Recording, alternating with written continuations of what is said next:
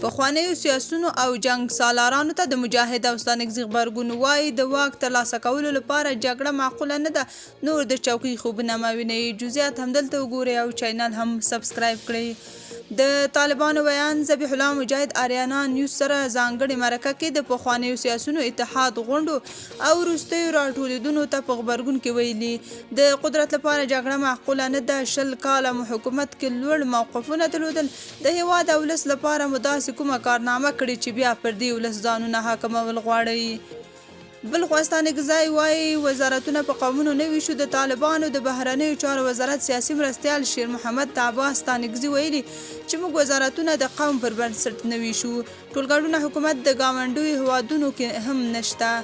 نوموړي د ملي تلویزیون سره په مرکه کې چې پرون خپره شوه په ګواښونکي غږ کې وویل هغه سیاستوال چې تېره اونۍ په مسکو کې راټول شوي وو په تېرو وختونو کې د حکومت په بېلابېلو څانګو کې کار کړی او هر یو یې مختلفې دوسیې لري.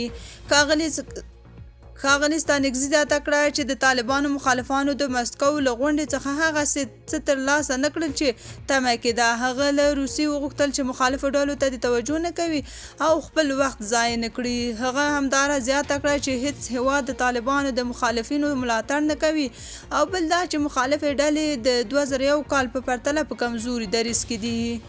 هغه له احمد مسعود او نورو طالبانو ضد سیاسي څیرو وغوښتل چې افغانستان ته راشي او له طالبانو سره خبرې وکړي، خو هغه ټینګار وکړ چې طالبان د ټولګډونه حکومت د جوړېدو مخالف دي ځکه دوی د نورو هیوادونو په څیر خپل حکومت ګټلی او جوړ کړی دی. ستانکزي وویل چې امریکا او ګاونډیو هیوادونو کې هم ائتلافي حکومت نشته.